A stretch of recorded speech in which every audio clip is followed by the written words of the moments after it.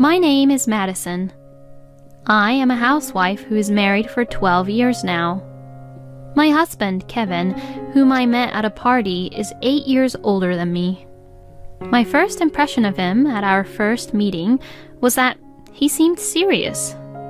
After first few dates, Kevin said in a serious tone, "I want you to go out with me with definitely a marriage in our future."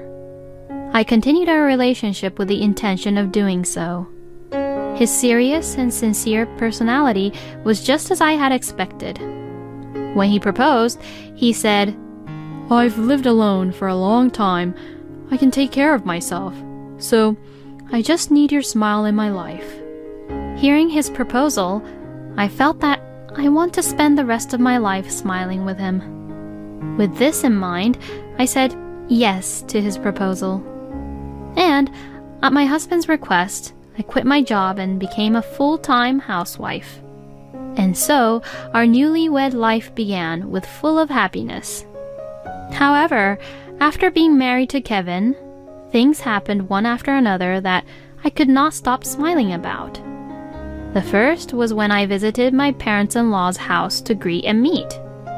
My father-in-law had already passed away, and my mother-in-law, Claire, who lived alone, said to me, "I feel relieved now.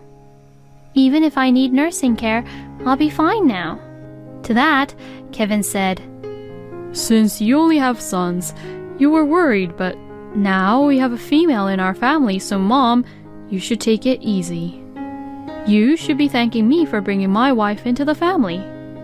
Kevin has a younger brother named Harry. Harry was still single and living far away. Huh? Am I a caregiver?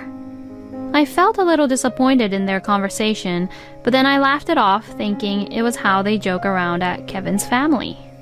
Kevin was a teacher, working from early in the morning until late at night, and also advising club activities on the weekends, so he was often away from home on weekends. At my husband's request, I quit my job when we got married and became a full-time housewife. I thought that supporting my husband, who worked hard at his job, was what made me happy. Looking back at this situation and thinking about it, I was young.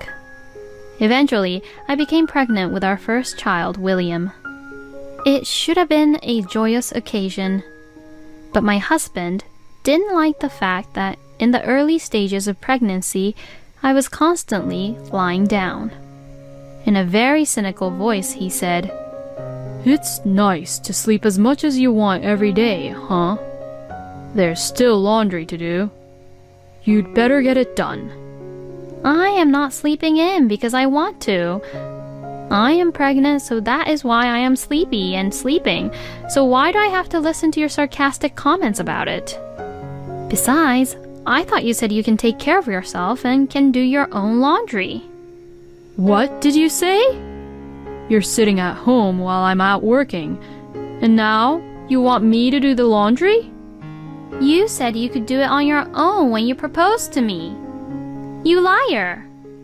We would get into such fights that I would run away from home, but Kevin did not bother to chase me or stop me from leaving the house. Also, Claire, my mother-in-law, was troubling me. When I planned to go on a trip with my own parents while I still can before giving birth, Claire said, "Take care and have fun." When she said this, she was smiling, but as soon as she found out that the destination where we were going was a luxury hotel, which Claire wanted to go, she asked me, "Why don't you prioritize Kevin and I for this kind of trip? In fact, why didn't you take me? You have no common sense at all, do you?" Over a letter where she wrote 5 pages of it, fully written. When I talked to my husband about it, he said, "It's your fault for neglecting my mother. I'm taking care of your living expenses and I am supporting you, so you should have the common sense to give the priority to my parents." What is he saying? Besides, this trip was planned by my parents for our family from the very beginning, so I wrote back to Claire about it. Because of this incident, this led to both Kevin and his mother becoming more and more mean to me. And and when my stomach was getting bigger. I worked on the farm and wiped the floors with rags until the due date, because being pregnant is not being sick in bed. Don't spoil her just because she is in the last month of pregnancy. My husband, who took Claire's side, told me, "You deserve this because you were slacking off from your household chores. Just because you got married to me doesn't mean that you can be slacking off and doing nothing." when I was resting because my back hurted due to being pregnant. As he said this, Kevin made me crawl on all fours on the floor of the house and sweep the floor with rags.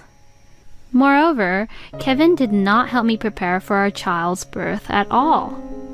When my husband was relaxing at home on his occasional day off and asked him if I could go shopping for supplies, he told me, "You have free time, so go on a weekday when you're free.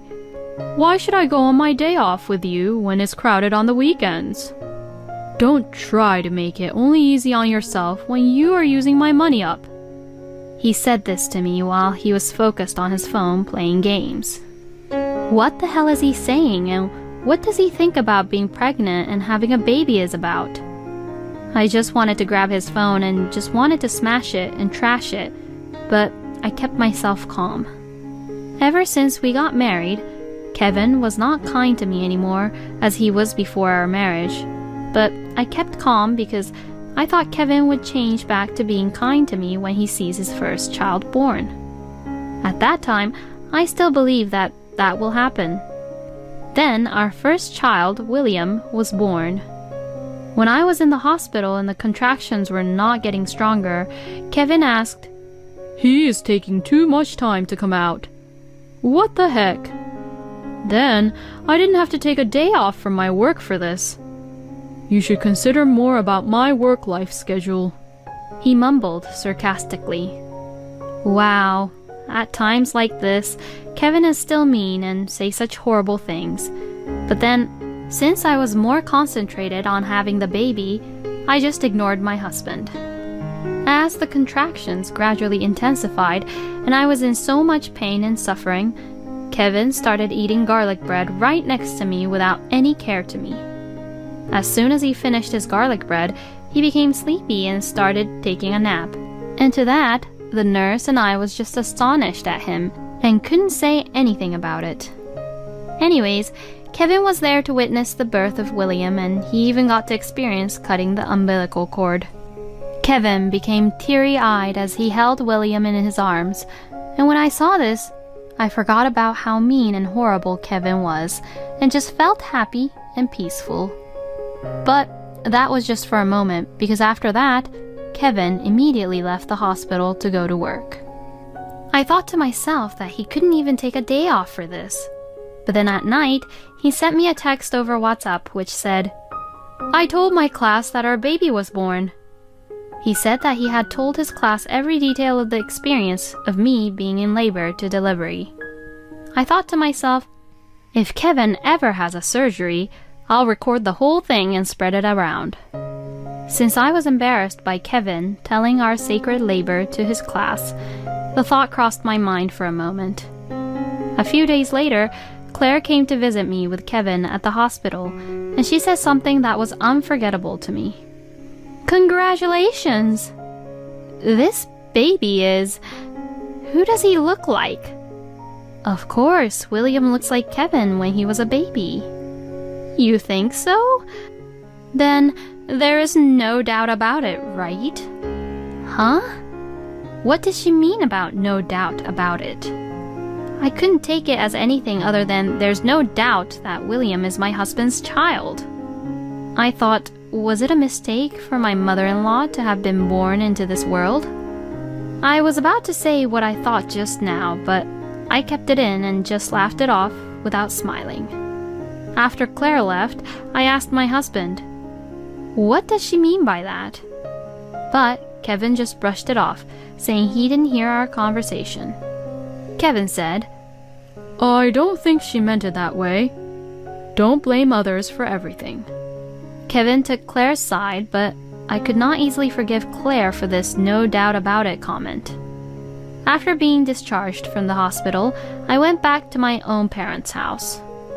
My parents' house was only a 20-minute drive from Kevin and I's house, but Kevin only came to visit once every 3 to 4 days.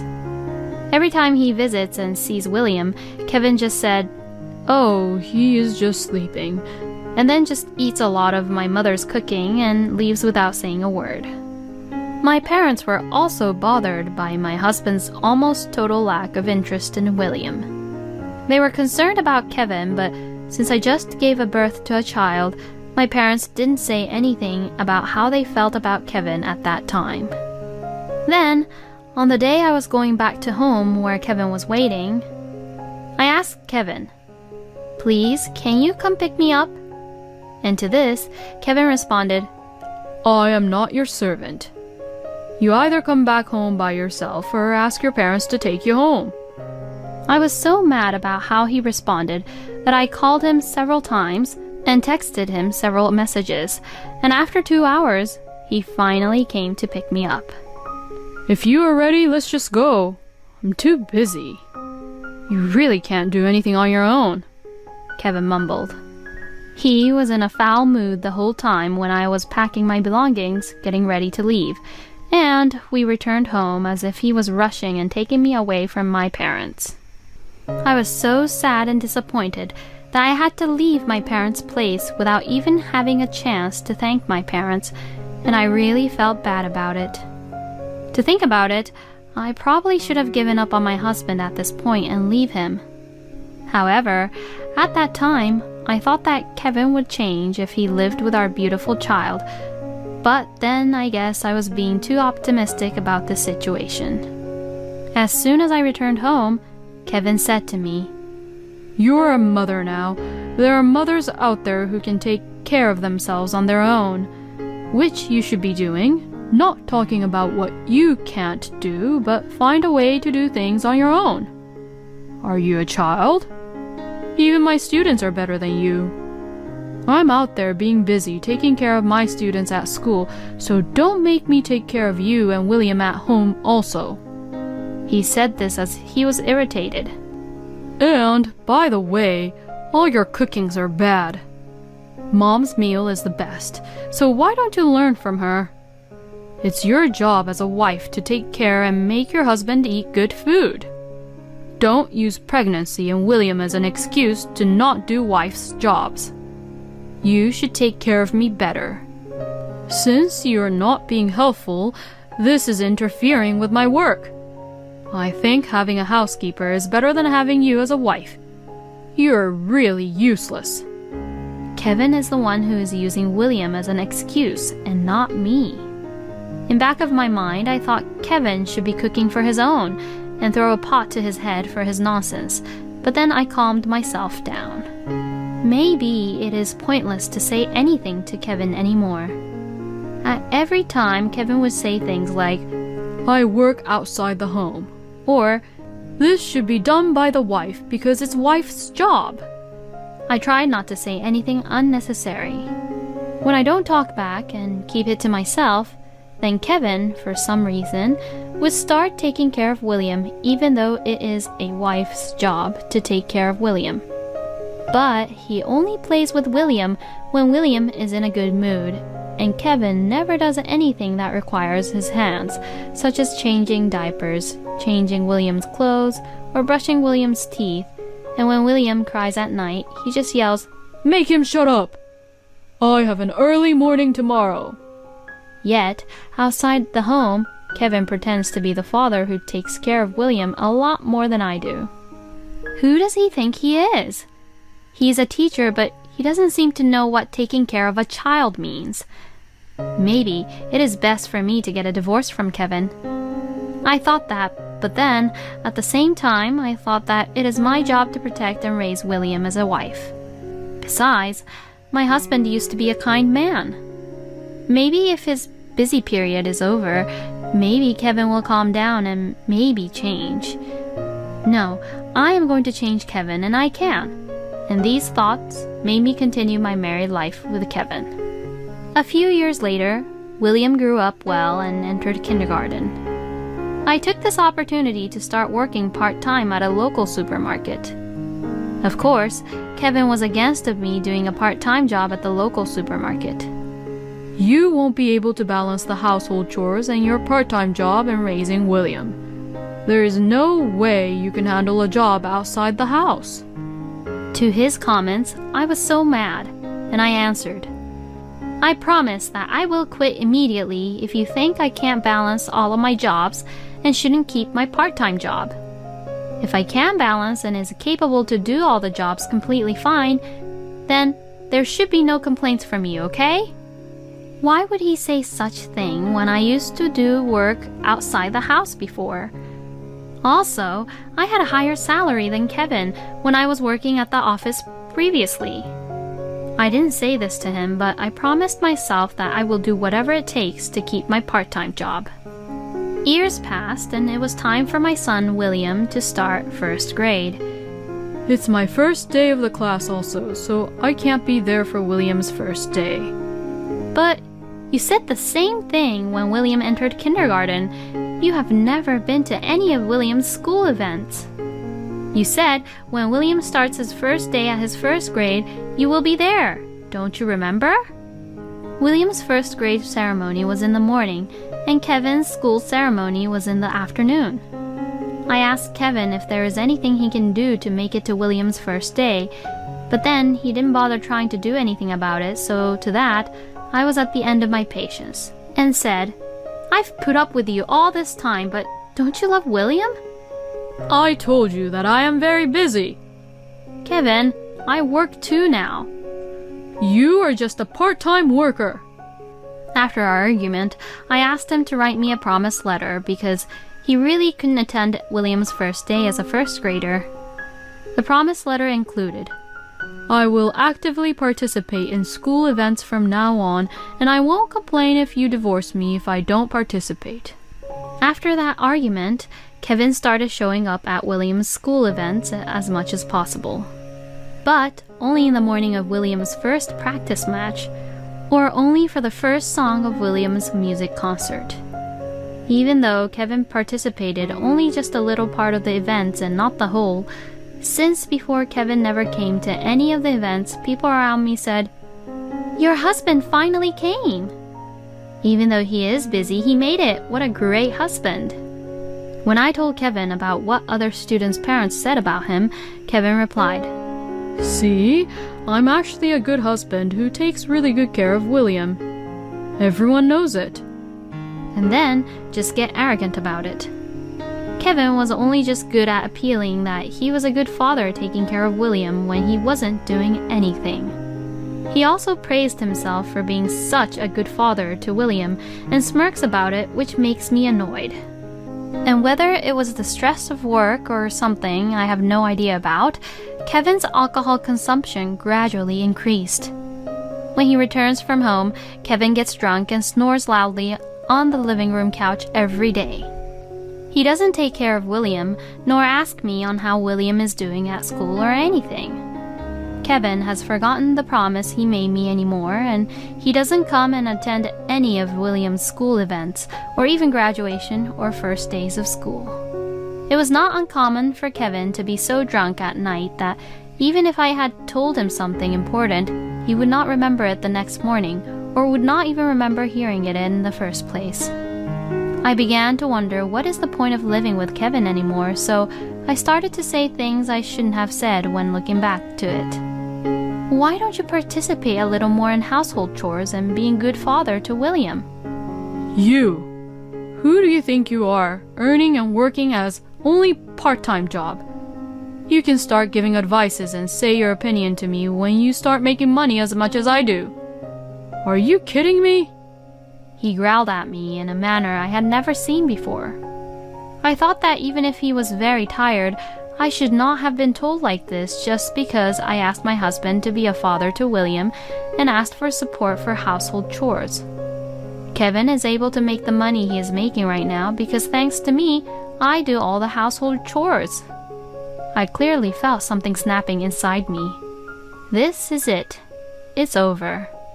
I started preparing for divorce without my husband noticing. I had no intention of giving up William to Kevin because I didn't want William to go through such a burden living with Kevin. So, I did several part-time jobs, and in my spare time or at night, I would work at home to make more money just to not put William through the hardships with Kevin. To be honest, I became very dizzy and tired, but I had no time to spare to prepare for the divorce. I continued to take care of the house as usual, even though I had several jobs now for Kevin not to notice. But I stopped ironing my husband's shirts. I don't care if he wore a crumpled shirt. At that time, Claire became ill and required nursing care. Kevin and his younger brother were discussing what to do for Claire and her future. As I listened and heard their discussion, Kevin said, I'm going to have you live at my mom's place and take care of her because she's your mother now too. He said this in a serious voice. What? Why? I have a job too. No way, I don't want to. What do you mean you don't want to? It is your job to do so. In fact, I'm just surprised you haven't said anything about this situation or offered to take care of your mother. Aren't you aware that she's your mother too? Besides, part-time jobs aren't real jobs. Wait a minute. We're not living in an era that just because I'm a wife, I should be staying at home taking care of only household chores and family. You don't want to take care of my mother? You have been living off from my earnings and not taking responsibility of being the wife. Don't call it a wife's responsibility for your own convenience. If you want to talk about responsibilities, then don't force me to take care of your mother without my permission. I had enough of this. You have crossed my line. I took out what I have been preparing for a very long time now. Here, the divorce papers. I'm quitting as your wife, so write your name here. My husband seemed surprised to see the filled-out divorce papers, but he grinned and signed them, saying, I'll take our son anyway. I submitted the divorce papers immediately and left the house with my son. I then immediately contacted my lawyer. I asked my lawyer to contact my husband with the details I had already prepared in advance. Then to this, I got a response from Kevin. He said he wanted to meet with me and talk about it, but I already knew that Kevin would say such thing. I guess my husband thought that I would be the one who would cry and go back to him if we're getting divorced, but that is not the case. I refused all contact and meetings with Kevin and proceeded for a divorce settlement. I had been preparing for this moment for a very long time now. I used all of my savings and canceled my insurance to pay off my mortgage. Because of this, I had almost no savings. I was very lucky that Kevin only worked and left all the household finances to me. In addition to this, thanks to the promise that Kevin wrote and signed himself, if I don't participate in school events, Madison can get a divorce. Kevin couldn't really reject the divorce. Kevin sent me a text message saying, Screw you! I will forgive all the things you did right now and of being a bad wife in the past, so just come back home with William. But I texted back saying, You should be the one apologizing, you idiot, and just blocked him. In the end, I got the house in the form of property division and alimony for the moral harassment Kevin had caused, and he had to go back to his mother's house to live with Claire. He was about to force me to take care of Claire, but now Kevin has to do it on his own now. Since Kevin wasn't used to doing the household chores or be the caregiver, Kevin had to take leave from his job, and his career, which he was very proud of, was cut short. My ex-brother-in-law, Harry, who apparently planned to force me into taking care of Claire and planned only to come and check on Claire from time to time, is not only penniless, but didn't get near Kevin, who is frustrated by the unfamiliar household chores and taking care of Claire, nor returned any of Kevin's calls. I think Harry plans to leave everything to Kevin. Besides, Kevin conveniently became single, and he is the perfect caregiver to Claire. By the way, I have the full custody of William. My ex-husband must have been disappointed about this because he had no doubt that William would choose him over me because Kevin is the one who earned more money than me. Dad hasn't played with me since I was little, and I don't want to be with him. This was what William had said to me. My son told me that he would work when he got out of high school to help me. But actually, even though my part-time job was at a local supermarket, I quit the place after about a year and was able to go back to my old job where I worked before the marriage. And next month, I will be hired again as a full-time employee, and my different job, which I was working at home, was going well. In fact, I now make more money than my ex-husband. Kevin is paying the child support, so now I can let my child go down any path he decides to without any worries about his future. It was all thanks to you that I was able to work hard and concentrate on my job. I am sorry for what I did, and I hope we can start over. I received this letter from my ex-husband through his lawyer. But it's too late now, isn't it? I temporarily unblocked my ex-husband on WhatsApp and sent a message to him. Thank you for your letter. Your feelings were very well expressed. Then Kevin responded quickly. So, you're coming back? Thank you, I can't wait. Then to his response I responded, this is my final answer. Good luck taking care of Claire all on your own, and I will never see you again.